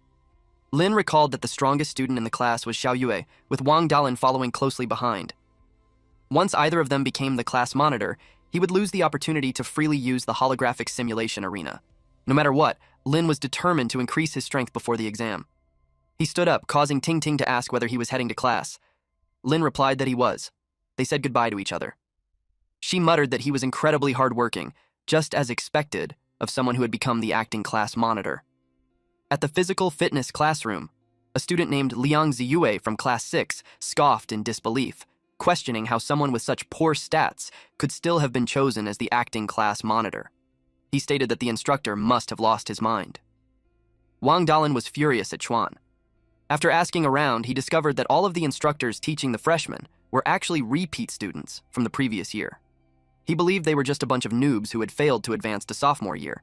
He then sneered that Lin was always training alone after class and acting unbelievably pretentious. On top of that, he felt that Xiao Yue was looking down on him. Ziyue suggested that instead of waiting 3 months for the assessment, they could teach Lin a lesson immediately. Ziyue revealed that he knew a sophomore from the disciplinary department who had informed him that violating school rules resulted in point deductions, so he had come up with a plan. Meanwhile, Lin was busy training on the treadmill. His basic physical fitness was currently at level 1, with 18 out of 100 proficiency points. He noticed that it was almost 7 p.m. There were only 10 minutes left before curfew, which was just enough time for him to walk back to the dormitory. Since he trained after class every day, he estimated that he would reach level 2 by next week. He reached for the door and tried to open it, but it would not budge. He quickly realized that it had been locked from the outside.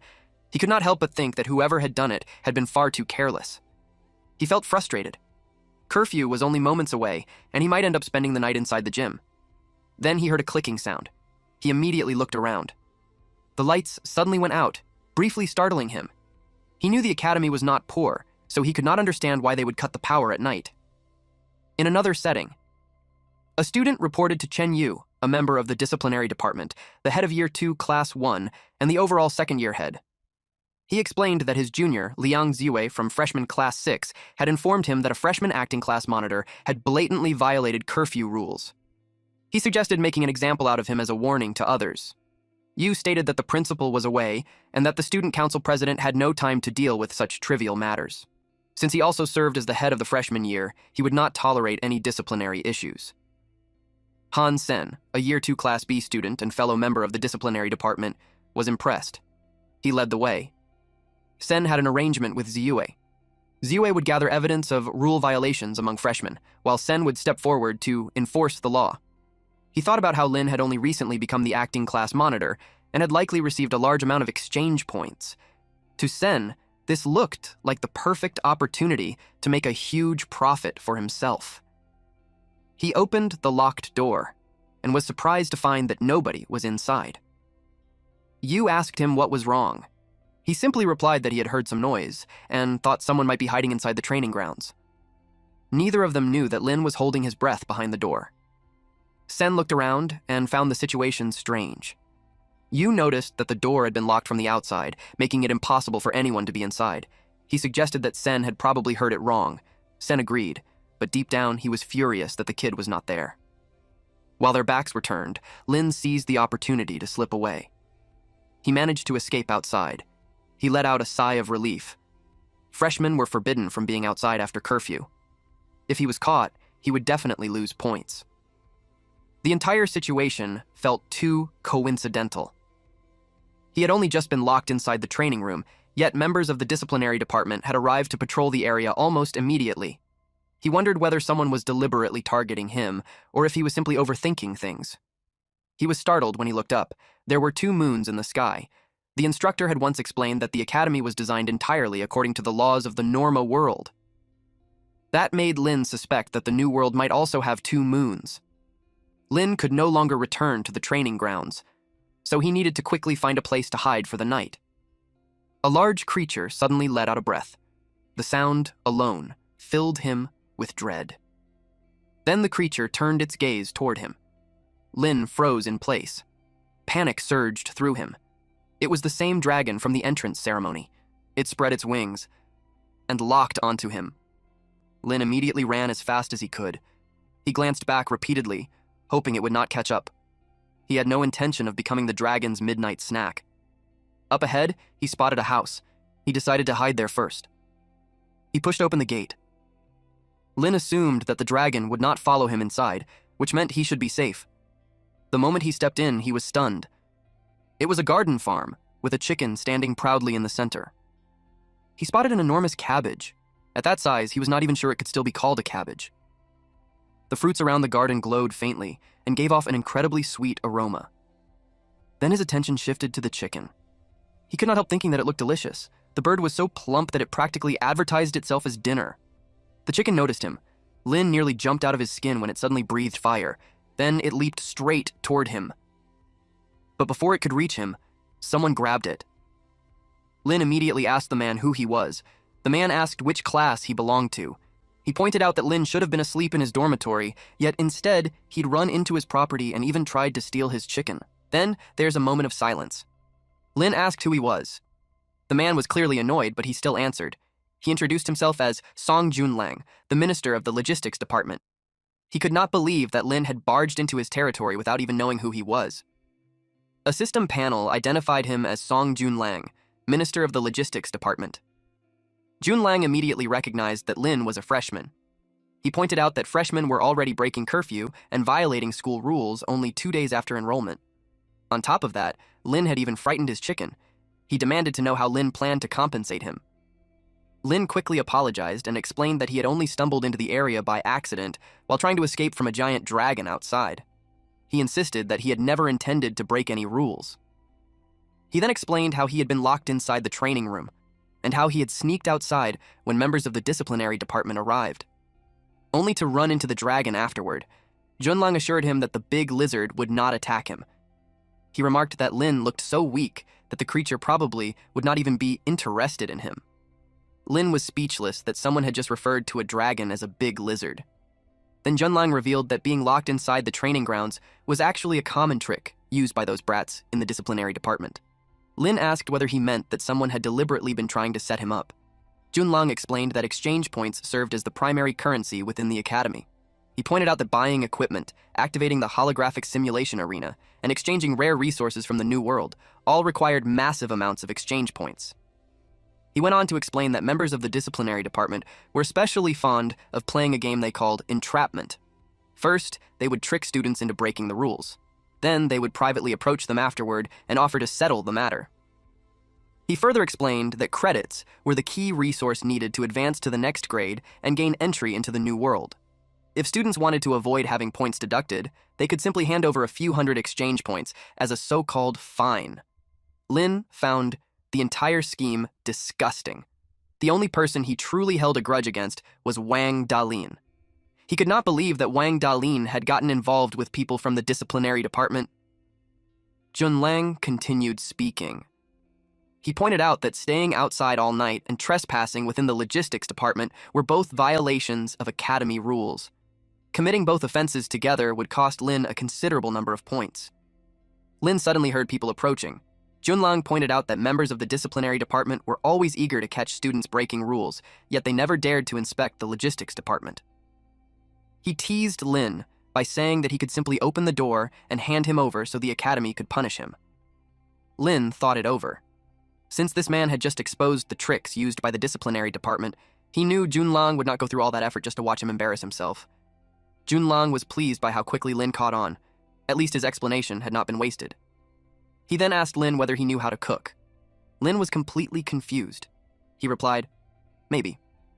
Back on Blue Star, he occasionally watched cooking tutorials while doom scrolling, but he had never actually cooked anything himself. Junlang replied that as long as he could manage it, that was good enough. His standards were not particularly high. He then offered to deal with the people outside and guarantee that Lin would not lose a single point, in exchange for a small favor. He had been craving beggar's chicken for a long time, and he wanted to use the chicken in his hands to make the dish. Lin was stunned that he was the one expected to cook it. Junlang pointed out that Lin was already trapped there anyway. He had only two choices: open the door, go outside, accept punishment and lose points, or stay there, cook beggar's chicken, and let Junlang smooth everything over for him. Lin agreed to cook the beggar's chicken. Junlang then asked Lin to confirm that he was choosing to make beggar's chicken entirely of his own free will, and that nobody was forcing him in any way. Lin repeatedly assured him that it was completely voluntary. However, deep down, he had a terrible feeling about this. Junlang pointed toward the house and instructed Lin to hide quietly while he dealt with the group outside. Lin thanked him for the help and hurried toward the house. The two students soon arrived. Junlang recognized Chen Yu and described him as the second-year head who held multiple positions and was considered one of the disciplinary department's biggest stars. Junlang pointed out that Yu was wandering around in the middle of the night instead of sleeping, and had even brought people into the logistics department. He jokingly asked whether Yu had gotten hungry and come looking for a free meal. Yu replied that while patrolling, they had noticed the principal's beloved pet acting strangely. Concerned that someone might have broken in and caused trouble, they had come specifically to investigate. He glanced at the chicken and remarked that Junlang was wasting time on pointless things late at night.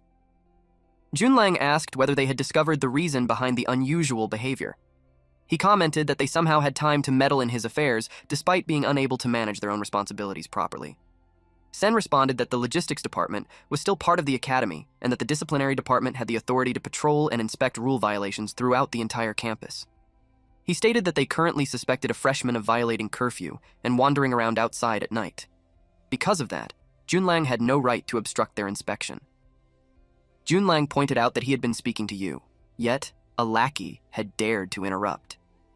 He reminded them that everyone knew the sort of things members of the disciplinary department did behind closed doors.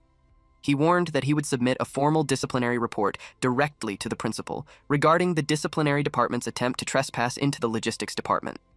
Sen was furious, but Yu signaled for him to remain silent. Yu sneered and said that Junlang's only tactic was using the principal's name to pressure others. He pointed out that everyone in Dawn Academy knew Junlang's comprehensive strength rating was not even C rank. If the principal had not personally appointed him, he would never have qualified to advance to his second year, let alone become a department minister. He mocked Junlang as a nepotism hire whose abilities did not match his position and told him not to lecture others about rules and proper conduct. Lin listened from inside and realized that Yu was especially hostile toward Junlang. After learning that Junlang had been personally appointed by the principal despite having a strength rating below C rank, Lin could not help but wonder who Song Junlang really was. Yu and Junlang glared at each other. Lin was worried that they were about to start fighting. Junlang scoffed.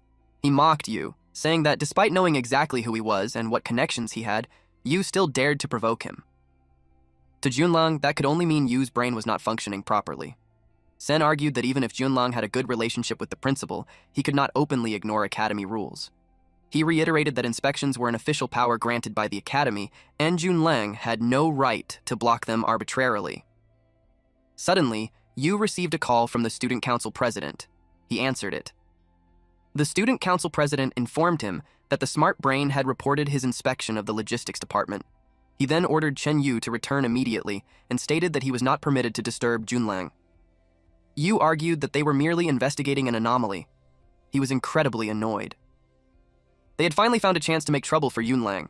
Sen argued that the president should not show favoritism. He insisted that the freshman could still be hiding somewhere inside the logistics department. Since they had not found the student yet, he did not want to leave. The student council president's tone became noticeably firmer as he explained that the principal, and even the entire academy, owed Junlang a tremendous favor. Because of that, regardless of what Junlang chose to do, as long as it did not harm the academy's fundamental interests, nobody had the right to interfere. Yu clicked his tongue in frustration. In the end, he decided to leave. Sen could not believe they were actually backing down, but before Yu walked away, he warned Junlang to watch himself. Junlang returned those exact words right back to him. Moments later, Lin apologized to Junlang for causing him trouble. He had noticed how harshly the two of them spoke to each other. However, what surprised him even more was learning that the principal owed a student a favor. Junlang simply laughed it off and told Lin that he was overthinking things. He explained that it had nothing to do with him. The real reason was that he and Yu had never gotten along from the very beginning. As for the inspection, Yu had only wanted an excuse to cause trouble for him. He then urged Lin to start making the beggar's chicken. Lin agreed, although he could not help wondering whether Junlang truly craved beggar's chicken that badly. Before they began, Lin made it clear that he could not guarantee the taste would be authentic. Junlang replied that as long as it was properly cooked, that would be good enough. Lin started cooking. Then, he wrapped the chicken in leaves and cooked it over an open fire. Then they waited. He reflected that ever since being dragged to the academy, this was the first time he had truly been able to relax. 2 hours later, it was finally done. The moment Lin opened it, a mouth-watering aroma filled the air. It was his first time cooking, but he was pleased because it seemed to have turned out well. He jokingly wondered whether he might actually possess a hidden talent for becoming a master chef. Junlang remarked that it looked delicious. He tore off a piece and handed it to Lin. Lin asked whether he was not going to eat. Junlang declared that, as a senior, there was no way he would fight a junior over food. The first bite should always belong to the chef. Lin replied that he would not be polite about it since he had not even eaten dinner yet. He took a bite. Junlang asked how it tasted. Lin replied that the chicken was incredibly tender, completely free of any strange odor, and even carried a subtle sweetness. He admitted that he had never eaten chicken this delicious before. Junlang clarified that he was asking how Lin's body felt after eating it. Lin was confused by the question and wondered what his body was supposed to feel. Then it hit him. A burning sensation suddenly erupted in his stomach, and it felt as though his internal organs were melting. Junlang asked whether it hurt badly, and whether he felt anything besides the pain. He told Lin to endure it because everything would be fine once he got through it. Lin immediately realized why Junlang had refused to eat.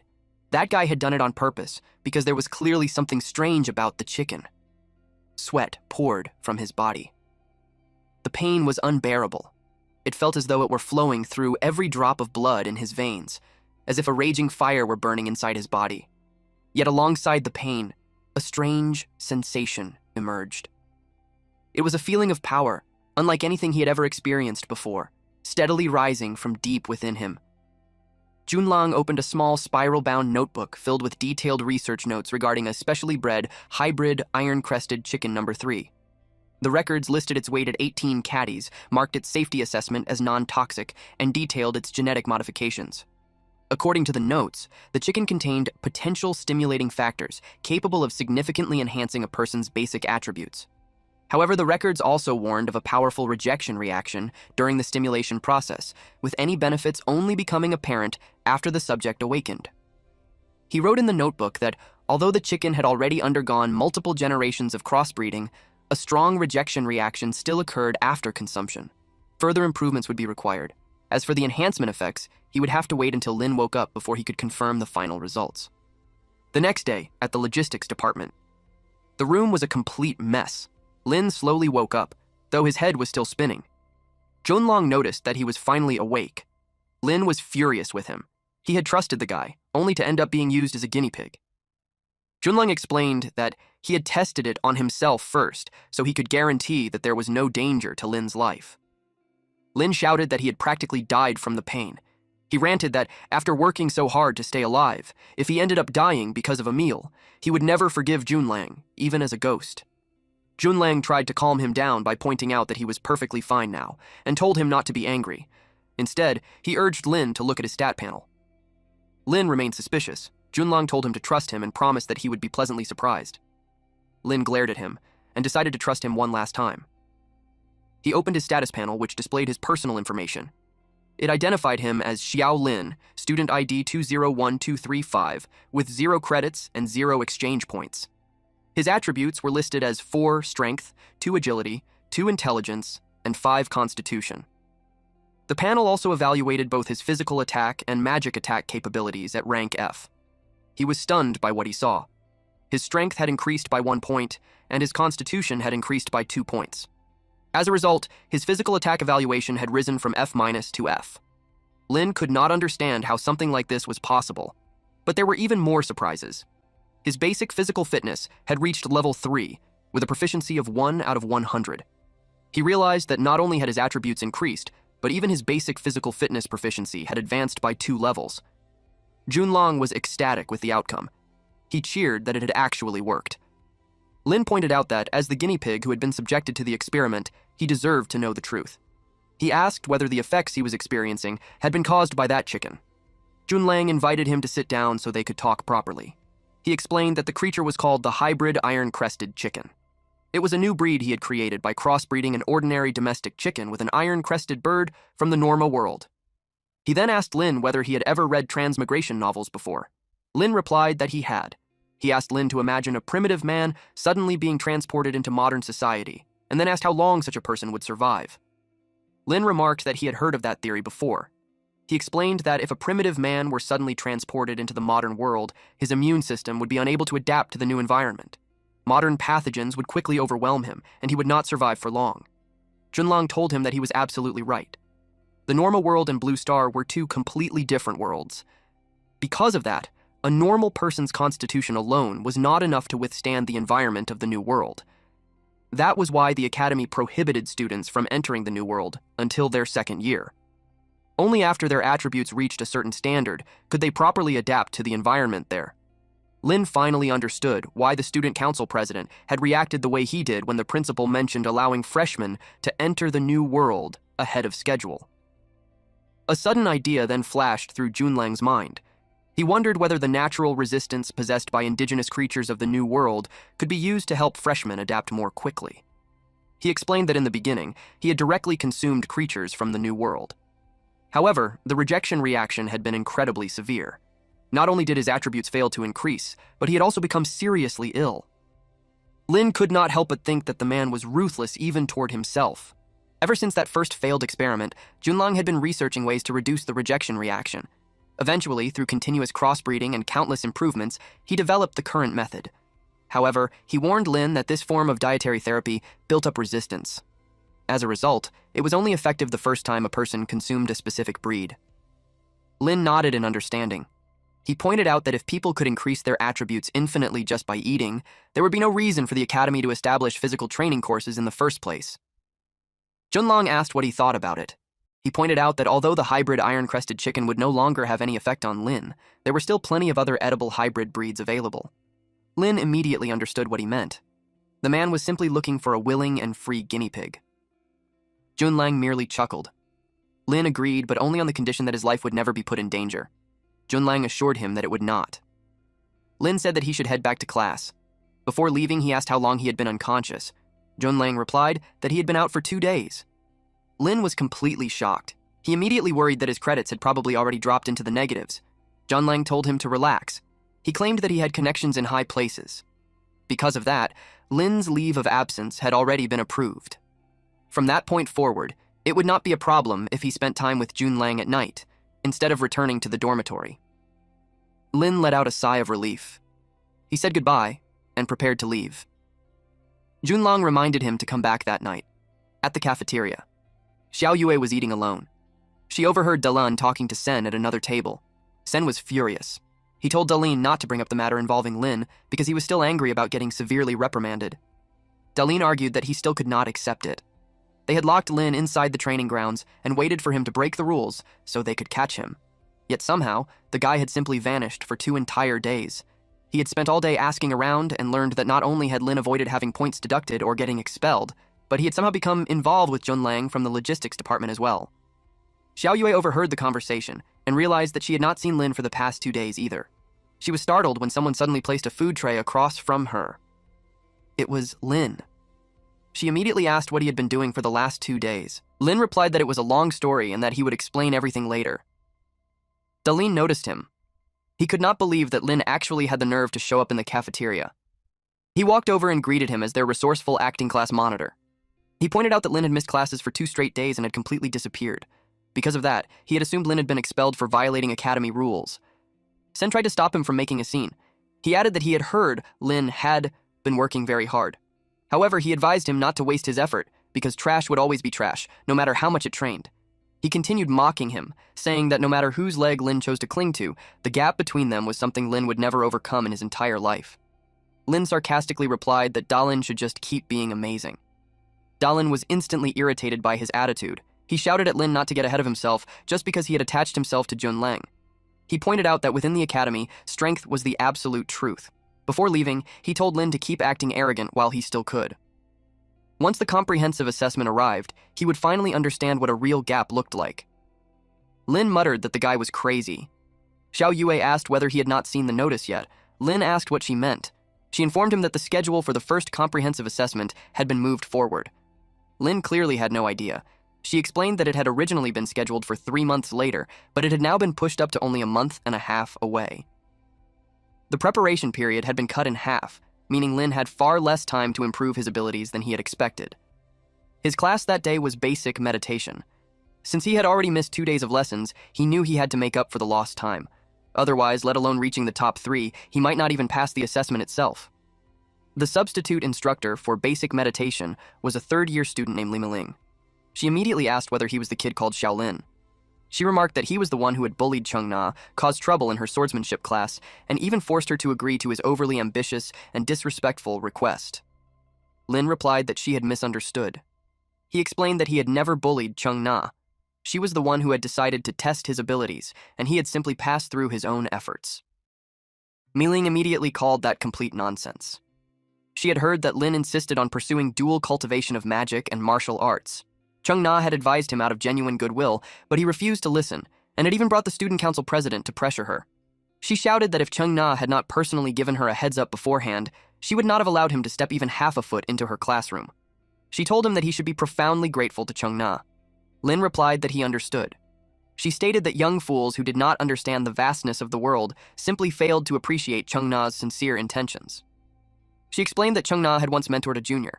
That person had been just as stubborn as Lin and had insisted on pursuing the path of dual cultivation of magic and martial arts.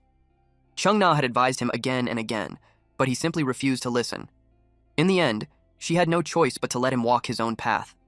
The result was that during his very first skirmish in the New World, because he had spent all of his time trying to balance swordsmanship and half-baked cultivation, he was torn apart alive by an alien race. When his body was finally sent back, it was nothing more than a puddle of minced flesh. Cheng Na blamed herself for what happened, and the incident became a lifelong nightmare that haunted her. Mei Ling stopped speaking. She was barely holding back her tears. Lin finally realized that Cheng Na opposed his path of dual cultivation, not because she looked down on him, but because she had already witnessed the exact same tragedy once before. He replied that he understood. He assured Mei Ling that he would never allow such a tragedy to happen to him. He explained that, on the contrary, everything he was doing was for the sake of surviving in the New World. She scoffed and remarked that he certainly talked big. Then she bluntly informed him that she would not be giving him any private makeup lessons for the 2 days he had missed. He would have to figure things out on his own. Lin replied that he understood. Xiao Yue waved at him and signaled that there was an empty seat beside her. Then she handed over the notes from the past 2 days. Lin thanked her.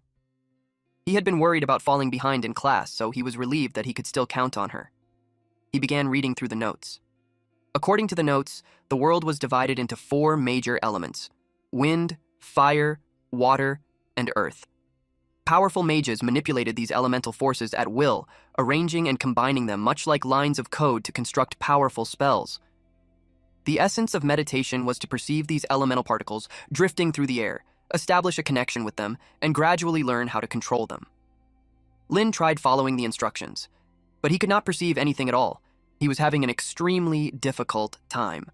That night, Lin told Junlang that he had hit a bottleneck in his meditation class. He asked whether Junlang had anything that could enhance perception after eating it. Junlang joked that he was not Doraemon. He explained that Lin's situation was completely normal. The hardest part of meditation had never been leveling up, but taking the very first step from 0 to 1. For many people, going from 1 to 50 might only take a week or 2. But going from 0 to 1 could easily take 1 or 2 months. Lin could not afford to wait that long. There was only a little over a month left before the first comprehensive assessment, so he needed to improve every aspect of his strength as much as possible before then. Junlang advised him to seek help from classmates who had enrolled in magic system courses. Elemental perception was directly tied to the intelligence attribute. The higher a person's intelligence, the stronger their sensitivity to the elements, and the easier it was to break through the initial threshold. Lin suddenly remembered that, as the acting class monitor, he had the authority to view the basic stat information of his classmates. And the person with the highest intelligence score that came to mind was Xiao Yue. He opened her profile and was shocked by what he saw. According to the information displayed, Xiao Yue only had 2 years left to live. The next day, Lin made his way to the classroom. He opened the door. He was the second person to arrive. Xiao Yue greeted him with a good morning. He took a seat beside her. Then he revealed that, as the acting class monitor, he had the authority to view the profiles of every student in the class, including information about their lifespan. He told her that he had seen her profile and that her natural lifespan showed only 2 years remaining. Internally, he panicked. It felt awkward because he was prying into her private information. She was visibly surprised, but she simply replied that it was true. She asked why he had suddenly brought up something like that. He asked whether she was suffering from a serious illness or some kind of incurable disease. He added that they had already faced life and death together, so he wanted to help her find a solution if possible. She shook her head. Then she explained that it was neither a serious illness nor a terminal disease. She had simply been born that way. Lin had not expected that answer. Now he finally understood why she had shown so little interest when Chuan talked about lifespan before. She explained that he had probably heard from the teachers that students who failed the entrance assessment would be sent back to Blue Star. For most people, returning home would not be a major problem. But for her, being sent back meant having only 2 years left to live, with no way to change her fate. However, thanks to his help, she had been able to remain at the academy and seize her only chance. So she sincerely thanked him. Lin blushed slightly and replied that she was welcome. As she had said, they had simply been trying to maximize their rewards back then. It had been a mutually beneficial arrangement and a win-win situation. He told her that if she ever needed help, she could come to him at any time. After surviving the entrance test together, he had long since considered her a friend. A noise suddenly came from the doorway. Then Mei Ling walked in while muttering that she had to teach those little brats again. If she had known it would be this troublesome, she would never have gotten greedy for those credits and accepted such a lousy substitute teaching job. She noticed Xiao Yue and Lin. She remarked that they had arrived right on time. She supposed she could praise them a little for that. Lin thanked her. However, she immediately reminded him that he still had not completed basic elemental perception during the previous meditation class. She warned him that if he remained stuck at the same stage, he might as well give up and go study swordsmanship instead. Lin smiled and replied that he understood. But deep down, he could not help noticing that despite her tiny stature, her temper was unbelievably explosive. The lesson soon began. Lin focused his attention. Sure enough, just like before, he still could not perceive even the slightest trace of elemental energy. The conventional method clearly was not working. That meant there was only one final option left. He activated his scholar skill. He began checking his classmates. The first student showed no detectable skill. He checked another classmate and received a notification that a skill had been detected. He could copy Basic Meditation Level 1. From that, he realized that the overwhelming majority of students were still stuck at Level 0, while only a small handful had barely managed to break through to Level 1. Then he glanced at Xiao Yue, and as expected of a genius with an intelligence stat as high as 36, her talent in the field of magic completely surpassed everyone else. The system detected a copyable skill, Basic Meditation, Level 6. He copied her skill, and the duration was set for 3 minutes. For the first time, he saw the world through the eyes of a magician. He immediately decided to take full advantage of the borrowed basic meditation effect while it lasted. He carefully memorized the sensation of elemental perception and tried to use it to unlock the skill for himself. Meanwhile, Mei Ling was casually reading a book. In her mind, the class was so boring that she was tempted to sneak away and hang out with Chung Na instead. She was thinking about how these kids viewed magic far too simply. Breaking through elemental perception had never been easy. Among the entire class, only Xiao Yue could barely be considered talented. Then she suddenly noticed something. The elemental energies in the room were gathering toward Lin. She could hardly believe what she was seeing. After all, Lin only had 2 points in intelligence. A notification sound rang out in Lin's mind. The system informed him that he had successfully unlocked the basic meditation skill. His current level was level 1, with a proficiency of 0 out of 100. Just as Junlang had said, once he successfully perceived the existence of elemental energy even a single time, he could unlock the basic meditation skill. Mei Ling immediately walked over. She pointed out that just yesterday, he had not even been able to touch the edge of elemental perception. Yet today, he had caused such a huge commotion. She demanded to know the truth. What kind of shameless trick had he used?